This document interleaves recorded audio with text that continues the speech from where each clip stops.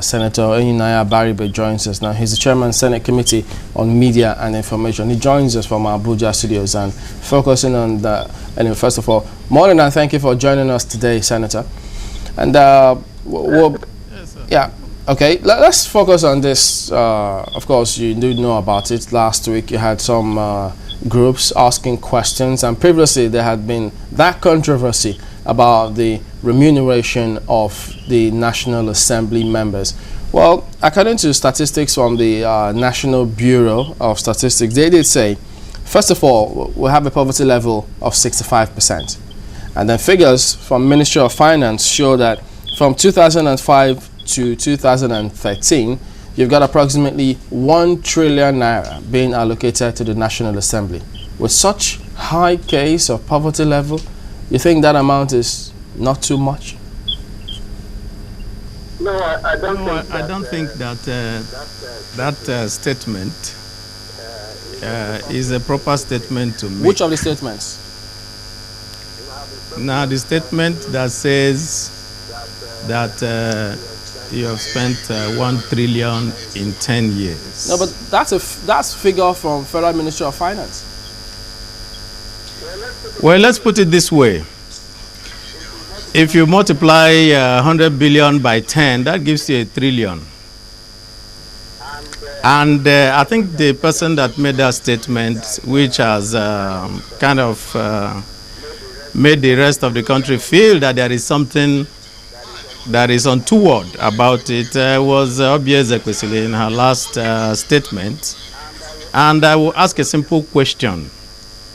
The Ministry of Education under her, for the past 10 years, has gotten more than 300 billion per annum. If you multiply 300 billion by 10, you're talking about 3 trillion.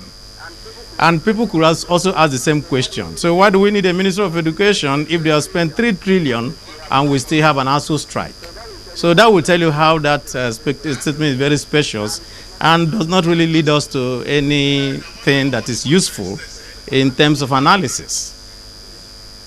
How much is allocated to the National Assembly this year, Senator? Yeah, this year the National Assembly got 150 billion. And this, the point I was trying to make with the young lady who led the group of people who came to the National Assembly that I met, and I told her that this is exactly 3% of the total national budget.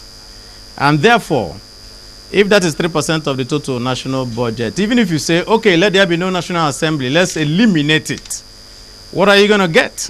You're just going to get 3% out of 100%. You still have the rest of the 97%. And my point there was that you're asking the wrong question. If you frame the question rightly, the right question to ask actually is, what exactly do we have to do to reduce the cost of governance, not to focus on the National Assembly for such an interaction?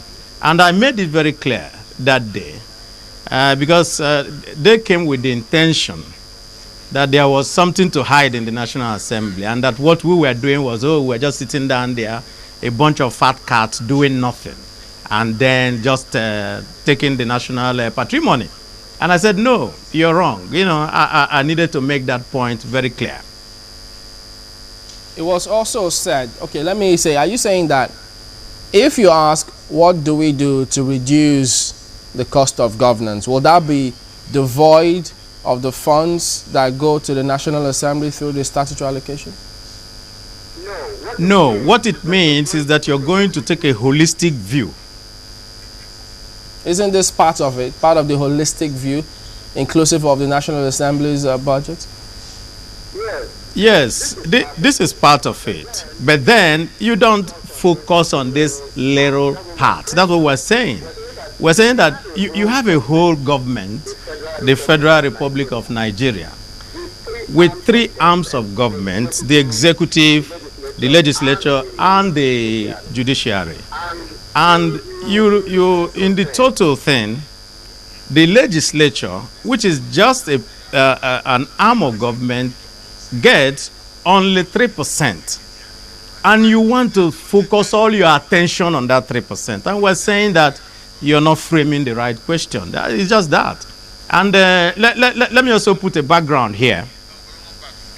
On that day that they came, it was the same day that we did the debate on Nigeria at 53 on the floor of the Senate.